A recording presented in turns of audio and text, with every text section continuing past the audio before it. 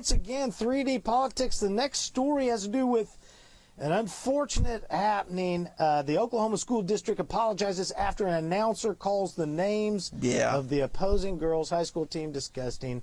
And I'm sure they were, but what did he do? Can I tell you? Okay, this is up in the wonderful town of Newkirk, Oklahoma. You went up there one. Where is Busy. Yeah, well, I got a range up there. If you want to shoot 1,000 yards, hit me up. Yeah, Dembroso and I went up there for their festival this summer. Took our families up. It was a good time. And but you know, it's a wonderful town, and the community, the school district, and everything. And the guy that does the public address at the basketball games, just like the football games, that who's just scored and all this. Right. Is a guy that, according to the mayor, Brian Hobbs, is a good friend of his. Yeah, according to him, this guy has had some health issues that have affected his brain. This is, I don't know if it's service connected. He is a veteran, but he's got a problem sometime, almost like a verbal dyslexia, and so you got this. It almost sounds more like Tourette's. Damn it. No, it wasn't that. It's you meant one word, but you said a word that sounded similar. Oh, okay. And this is how he explained to me. So here's the scene. You've got an urban basketball team from Oklahoma City, the Crooked Oak School District there, which is one of the smaller districts in that urban setting. Okay. And the girls' basketball team has a number of names that, shall we say, are quite unique to their culture. Are they ethnic? Yes, and so they hand this roster to the guy, the coach does, and the guy said, I'll do my best, but a lot of these names are disgusting.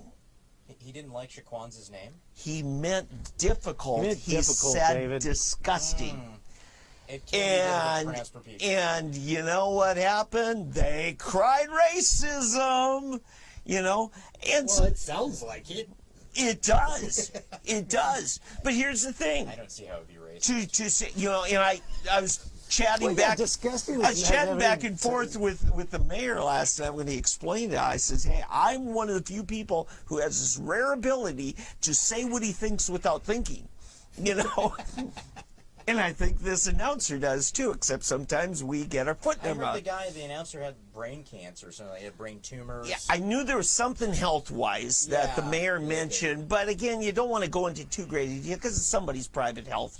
Sure. But the guy right away apologized. He said, "Here's what I meant to say." But no. Oh, we got. Now, did he say it over the mic?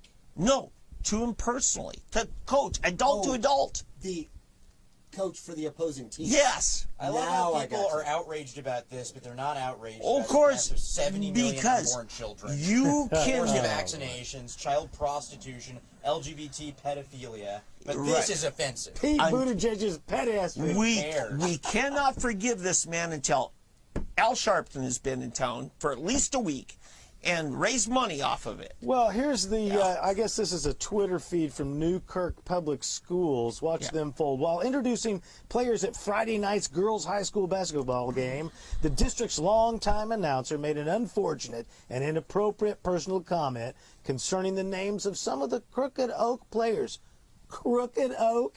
Oh, cut it out. In around 20 years of announcing Newkirk's games, this is the first time something like this has occurred. While he did not make any similar comments, I made the decision to replace him at halftime. Well, full disclosure, Mayor Newkirk is a good friend of mine, but it is objectively the best town in the country, so I doubt it's It's an incredible town. It really actually is. It is a very good town. Yeah, so we were there in the courthouse square for the community festival, and I mean, he's introducing us to all kinds of people, and we're just chatting. I mean, incredible people. It's like Lake Wobegon, okay? It's a Second Amendment sanctuary city. Because all of the children are above average. So, okay. Well, I don't know, say this, it's unpopular, but racism is protected speech. You're totally free to say any racist thing you'd like, if it actually is racist, and you might not be able to escape the public ramifications of it, but government should have no disposition to it. I mean, Correct. Hate speech is totally unconstitutional. Hate speech is legal and protected speech. Yeah. And for those listening on podcasts, that was David Ambroso, who's of a darker shade of beige than myself. Yeah. So, I'm black. Yeah. Okay.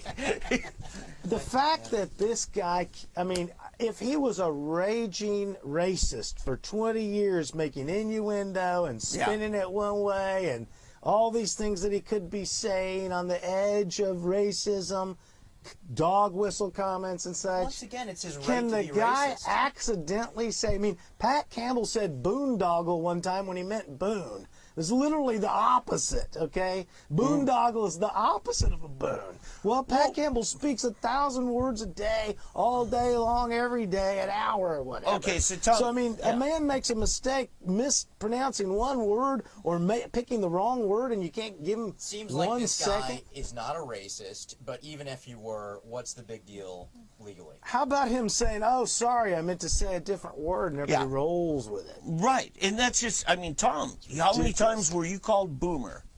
And what happened here just a couple weeks ago that's right. at the University of Oklahoma, a professor there says, hey, that's offensive, okay? It's gender-based bigotry, but nonetheless, it's bigotry. And he said it's no different than... It's ageism. Well, Boomer is not ageism. gender, It's not gender. It's He's using the Democratic Party's definition Not of gender, gender. which literally can mean anything. If you're old enough, demographic. See, I said Yeah. a word, I meant a different one. You're fired. Yeah. So, but you know, he decides to use the pejorative for the traditional word Negro, and what do? You know, oh gosh, you know, yeah, all this problem and that. Nobody gets a problem for calling people boomer. Were you talking about Abraham Lincoln on the original Star Trek episode? Or what are you Yeah. talking about? Like where he was like a racist and then he has to apologize the whole episode? Was that South Park? Gene Roddenberry made him do it. Oh wow. That's So funny. anyway, Well, it's an amazingly unforgiving society we live in, and I'm never going to let him off the hook for it. outrage. No, listen. Outrage is a political tool, and people use it. Especially, we've taught kids how to worship their own feelings, and then how to exploit their own feelings, and how to make up feelings of outrage. Well, and remember also, we wouldn't have domestic strife if people were living the golden rule and actually treating each other with the kindness that they would like to be treated. You Right. know, which they would like to You know, I don't argue with the infinite and eternal wisdom of that passage in the Bible, because I do agree, according to 2 Timothy, that all Scripture is useful for doctrine and proof. I agree. However, I don't know if I treated people the way I'd like to be treated. I think a lot of people would get very upset with that. As a matter of fact, I know they do. Well, true. I get what you're saying. I like there, to get to the point, for instance. Well, I would like to get to the point as well on a lot of things. People don't like and other that. people don't. Yeah. But the thing is that we do want to have people be patient with us and get beyond our personal And give us the foibles. benefit of the doubt. Exactly. And so because of that, we give that to others, and Sure. we would hope that they would give that Yeah. back. And then we likewise have to put up with their foibles, and they're not getting to the point, and And their genocide of unborn children. well, yeah, and that we shouldn't have to put up with. Cross the line.